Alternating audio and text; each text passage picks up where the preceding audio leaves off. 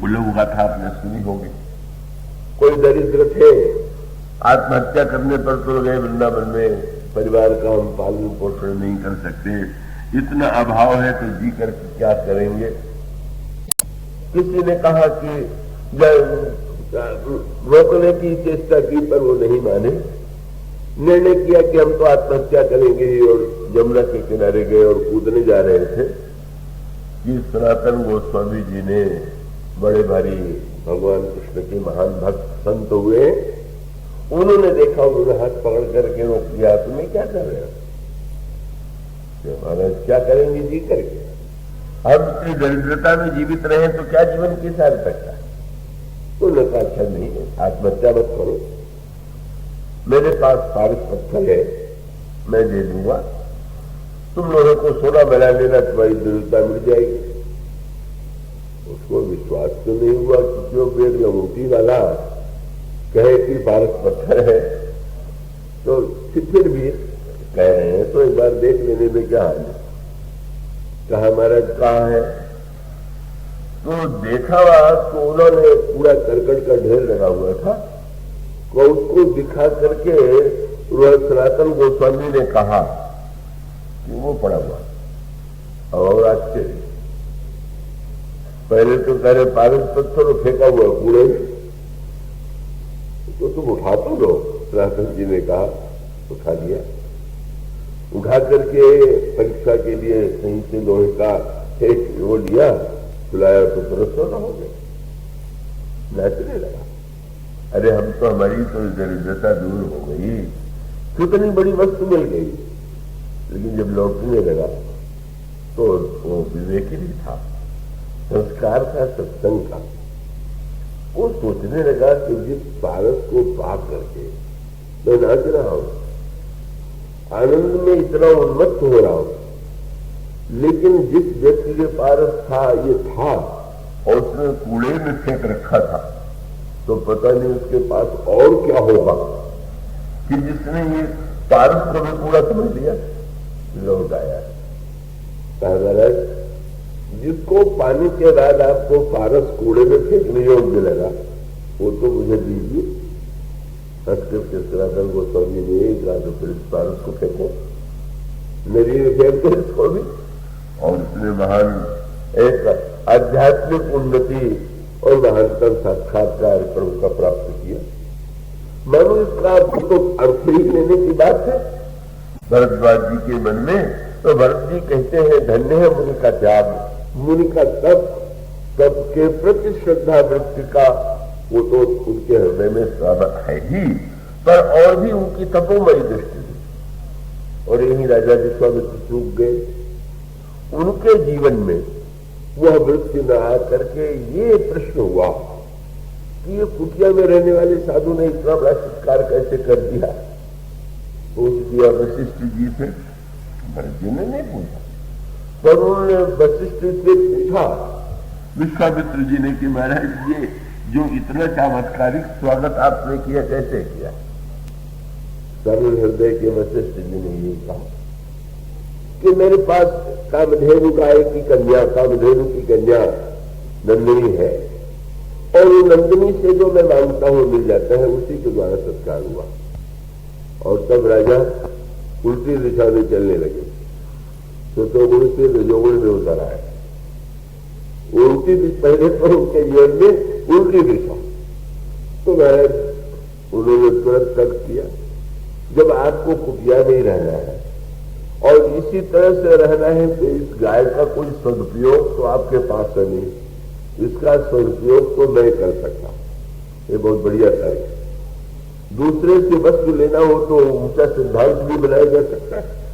इस व्यर्थ की वस्तु का हम सदुपयोग करेंगे, आप क्या क्या उपयोग है, जब आपको केवल लेने के लिए दही दूध घी ये चाहिए तो मैं इस गाय के बदले में 1000 गाय भेज दूंगा, ये गाय मुझे दे दीजिए।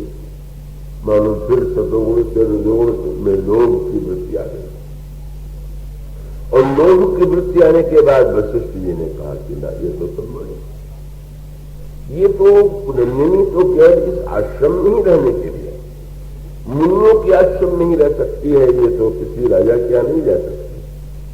और सब तमोगुण पर उतर आए, नीचे नीचे गिरते गए, नीचे की ओर। अगर आप सीधे नहीं लेंगे तो हमको बल प्रयोग करना पड़ेगा, और बल प्रयोग करने की उन्होंने चेष्टा की, छीनने की चेष्टा किया, पर वो नंदिनी के हुंकार के सामने इतने योद्धा जन्म लेते हैं कि विश्वामित्र परास्त हो जाते हैं, निराश होकर के लौट जाते हैं। और लौट जाने के पश्चात अब फिर से उनके जीवन में तमोगुण में शस्त्र के द्वारा भी हम छीन लेंगे, बलपूर्वक भी छीन लेंगे, ये तमोगुण की वृत्ति आ गई। लेकिन फिर उसके बाद जैसे एक व्यक्ति ऊपर से नीचे गिरे और नीचे ही गिरा रह जाए, और दूसरा व्यक्ति नीचे गिरने के बाद फिर से ऊपर उठने की चेष्टा करे, इसी प्रकार से विश्वामित्र ने फिर से ऊपर उठने की चेष्टा। जब उन्होंने अनुभव कर लिया कि मैं शस्त्र के द्वारा इन्हें परास्त नहीं कर सकता, बल से परास्त नहीं कर सकता, तो उन्होंने कहा कि अब तो मैं तपस्या के द्वारा शक्ति प्राप्त करूंगा और उन्हें हराऊंगा। रजोगुण में फिर से तमोगुण से रजोगुण में आए, तपस्या किया, तपस्या से भी शस्त्र ही प्राप्त किया, और फिर एक बार विश्वामित्र को हराने की चेष्टा किया, तो वशिष्ठ को हराने की चेष्टा उन्होंने किया, पर वो वशिष्ठ जी के ब्रह्मदंड के सामने वो प्रयास में व्यर्थ चला गया। और तब अंत में उनके जीवन में इस वृत्ति के प्रति, छात्र वृत्ति के प्रति, रजोगुण के प्रति अनास्था उत्पन्न हो गई, और उन्होंने निर्णय किया मैं तपस्या करूंगा, साधना करूंगा, ब्रह्मर्षि के रूप में ब्राह्मण के रूप में तपस्या धर्म को स्वीकार करूंगा। यह वृत्ति उनके जीवन में आई, और तब उन्होंने तपस्या का आश्रय लिया, फिर से वे सतोगुण में पहुंच गए, और उसके द्वारा उन्होंने कितनी बड़ी साधना की, कितनी बड़ी तपस्या की, इसका वर्णन आप पुराणों में पढ़ सकते हैं। अद्भुत, ऐसा कोई सारे इतिहास में कोई ऐसा व्यक्ति नहीं है, ऋषि नहीं है, जिसमें इतने चमत्कारों का उदय हुआ। और यहां तक कि जो वेद मंत्र हैं उनके भी दृष्टा ऋषि बन गए ऐसे महान विश्वामित्र। और तब वो विश्वामित्र सतोगुण की ऊंची से ऊंची स्थिति में पहुंच गए। किंतु उसके बाद की जो स्थिति है, जिसका उद्देश्य रामायण में बताना है, तपस्या और साधना के बाद भी इस सत्य को व्यक्ति न भूले। हम और आप अगर कोई तपस्या कर भी लें, तो क्या तपस्या करने की क्षमता जो आपको या हमें मिलती है, वो हमारे पुरुषार्थ का ही परिणाम है क्या? और ये व्यक्ति के जीवन में यदि इस सत्य की अनुभूति हो जाए कि हम जो कुछ करते हैं वह तो केवल ईश्वर की ही करुणा है, ईश्वर की ही कृपा, और उस कृपा का संदर्भ, इस संदर्भ में मानो दोनों पक्ष जीवन में आवे, इसलिए ईश्वर ने अपना दो रूप बनाया, भगवान राम के रूप में और श्री सीता जी के रूप में। भगवान राम के रूप में वो जो धर्म, सत्य, पुरुषार्थ, मर्यादा का दिव्य रूप प्रस्तुत करते हैं, तो श्री सीता जी के रूप में करुणा के द्वारा कृपा का जो पक्ष है वो उसे प्रकट करते हैं, और जो भी जीवन का विषय है, पिता जो है वो पुरुषार्थ की ओर प्रेरणा कर प्रेरित करता है पुत्र को, और मां तो मां ही होती है। मां को तो दिन भर पुरुषार्थ करके पुत्र आवे तो पुत्र से ये नहीं पूछेगी कि तुमने आज क्या क्या क्या कितनी उन्नति की, वो तो यही कहेगी कि भूख लगी होगी, पहले भोजन कर लो। तो जो मां का वात्सल्य है, करुणा में पक्ष है, मानो प्रारंभ में ही दो रूपों में आकर के दोनों ने पुरुषार्थ और साधना की चरम परिणति के रूप में भगवान राम पधारे, पर बिना निमंत्रण के सीता जी आई। मानो प्रभु ये बताना चाहते हैं कि न इस तुम अपनी साधना और पुरुषार्थ को महत्व दे करके अभिमानी न बन जाना।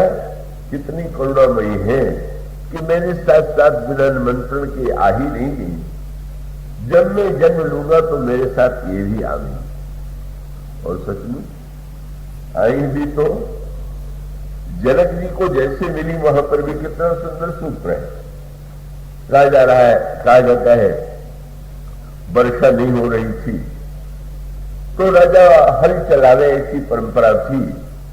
महाराज जनक हल चलाने लगे और उसी हल के नोक से अचानक एक दिव्य कन्या वहां पर पृथ्वी में दिखाई दे गई। वहां पर भी सूत्रराज ने महत्वपूर्ण ध्यान दिया। हल चलाने के साथ नियम तो वही है, किसान बीज डालता है, जो बीज डालता है वो उसको फल के रूप में मिलता है, लेकिन वो सत्य तो नहीं है। देखिए, पृथ्वी में जो आप बोते हैं वो भी मिलता है, लेकिन व्यक्ति ये भी जानता है कि जो हम बोएंगे वो भी मिलेगा। और उससे जो गहरी समझ वाले होते हैं, कहते कि हाँ मैंने जो डाला वो तो मिलेगा, पर जो उनके पास पहले से है वो भी तो खोज की जा सकती। तो आप लोग तो हीरे पन्ने के पास के निवासी हैं, क्या हीरा भी कोई बोया जाता है क्या? मोती बोया जाता है, हीरा बोया जाता है, सोना बोया जाता है क्या? और इसका अर्थ है कि वो तो लोग बोया जाता है। वो तो पृथ्वी में पहले से है। तांबा भी है, चांदी भी है, सोना भी है, हीरा भी है, नाना प्रकार के रत्न भी है। मानो सूत्र यह है कि पृथ्वी से आप वो भी पा सकते हैं जो आप डालेंगे, और पृथ्वी से अगर आप वो भी पा सकते हैं तो उसमें अंतर इतना नहीं है कि पृथ्वी से वह पाने के लिए जरा गहरे उतरना होगा। पृथ्वी में ऊपर आप बीज डालेंगे, वो एक सत्य है। यही कृपा का सत्य है, यही करुणा का पक्ष है कि वस्तुतः श्री सीता जी मानो स्पष्ट कर देती हैं कि मैं तो यही हूं, और तुम कोई सांसारिक वस्तु नहीं पाना चाहते थे। बस अंतर तो यही है ना, भगवान दो तरह से देते हैं, या तो कोई मांगने वाला चतुर हो, तब सब लोग को चतुर नहीं होते मांगने में। रावण मांगने में चतुर नहीं था, कुंभकर्ण मांगने में चतुर नहीं था, इसलिए शंकर जी और ब्रह्मा भी आए तो भी वो तो सही वस्तु नहीं मांग पाए। तो चतुर वो, जैसे कालभूषण जी से भगवान ने कहा मैं परम प्रसन्न हूं, जो चाहे वो मांग लो। तो उन्होंने ये कहा कि महाराज अणिमादिक हृदय पर सिद्धि मोक्ष तम वही दीन सकल, तम वही देन सकल सुख कही। पर भगती अपनी देन न कही, नाम गिना दिए सारी वस्तुओं का, भक्ति का नाम नहीं दिया। तो उन्होंने कहा कि महाराज आपने सब देने के लिए कहा, पर मुझे तो आप अविरल भगति विशुद्ध दो, आप मुझे विशुद्ध भक्ति दीजिए। और तो भगवान को हंस के कहना पड़ा, मेरे बड़े चतुर निकले। अरे कौआ तू तो बड़ा सयाना कौआ निकला, सुन बायस तय पर न सयाना, काहे न मांगत यश वरदाना। कितनी सुंदर बात उन्होंने की, शब्द कितना सुंदर चुना। आप सोने का गहना खरीदने जाए तो आप जेब में पैसा जितना लेके गए होंगे वैसा गहना आपको मिलेगा, उसकी तो एक सीमा होगी। पर किसी को अगर सोने की खान ही मिल जाए तो फिर क्या कहना। तो भगवान ने कहा तुम इतने चतुर निकले कि तुमने वस्तु नहीं मांगी, सुख नहीं मांगा। क्या मांगा? बोले सब सुख खानी भगत से मांगी।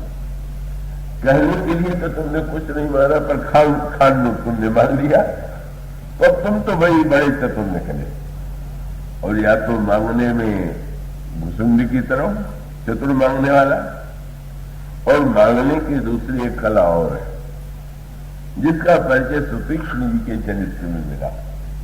भगवान ने उनसे भी कहा कि जो मांगना हो वो मांग लो, लेकिन उन्होंने जो बात कही, मैं कहूंगा कि भुसुंडी जी से आगे निकल गए। भुसुंडी जी को मिल गया वो बाद में, लेकिन वो उसके लिए अलग, लेकिन इनकी शैली तो अनोखी निकली। जब उन्होंने कहा कि जो तुम्हें चाहिए वो मांग लो, तो तुरंत उन्होंने कहा महाराज, उन्होंने कहा मैं बर कबहू न जांचा और कबो समुझ न परे झूठ कहता। महाराज जो लोग मांगते रहते हैं उनको लगता है क्या मांगना चाहिए क्या नहीं। आज तक तो मैंने किसी से मांगा नहीं, और ये समझ में नहीं आता है कि ये जो वस्तु है उसमें क्या सत्य है और क्या झूठ है। इसलिए मैं कुछ नहीं जानता, मांगना भी नहीं जानता। अब जब आपको जो अच्छा लगे दे दीजिए, और आप देखेंगे कि भगवान ने, जब किसी ने भगवान पर छोड़ दिया कि मैं आपके पास जो हो दीजिए, मुझसे मत पूछिए कि तुम्हें क्या चाहिए, आप बताइए कि आपके पास क्या है। तो भगवान ने तो अविरल भगति को, पहले जो वसुंधरा जी को घुमा फिरा के मिला, भक्ति विज्ञाना हो सकल ज्ञान गुण ज्ञान निधाना, ज्ञान भक्ति वैराग्य सब दे डाला। उसका अभिप्राय ये है कि जब कोई व्यक्ति साधना के द्वारा पाता है तो मूल्य चुका के पाता है, और वो जब भगवान से ये कहता है कि महाराज आपके पास जो हो वो आप दे दीजिए, मेरे पास तो मूल्य चुकाने के लिए है नहीं, तो भगवान को बाध्य होकर के का फिर वो तो जो सर्वोत्कृष्ट वो वस्तु है वही दे देना उनका स्वभाव है, वही उनकी करुणा का पक्ष है, जिसका अनुभव सुतीक्ष्ण जी को हुआ। तो मानो जनक जी के प्रसंग में वही करुणा का पक्ष है कि जहां पर उन्होंने कोई याचना नहीं की, कोई मांग नहीं की। मनु ने तो मांगने की चतुराई का परिचय दिया था, दशरथ जी ने भी मांगा था, पर धन्य है महाराज जनक जिन्होंने हल चलाते हुए सहज रूप से उन्हें पा लिया। और इस तरह से यह जो आदि पुरुष महाशक्ति श्री सीता और साक्षात प्रभु, प्रारंभ में ही वो तो सचमुच उनका विवाह किया, वो तो सृष्टि का भगवान कह ही चुके हैं कि मेरा सारे संसार का निर्माण करने वाली। किंतु जब उन्होंने अवतार लेने का निर्णय किया तो अवतार लेने का उद्देश्य क्या है, उन्होंने सिखाया विवाह का क्या अर्थ है, विवाह का क्या उद्देश्य है, विवाह की क्या मर्यादाएं हैं, विवाह का चरम उत्कर्ष क्या है, विवाह के परमानंद होने का उपाय क्या है।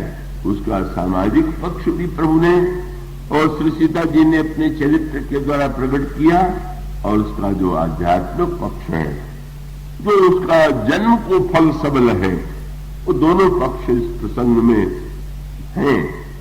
तो अगले दिनों में इन दोनों पर दृष्टि डालने की चेष्टा की जाएगी। आज बोलिए सिया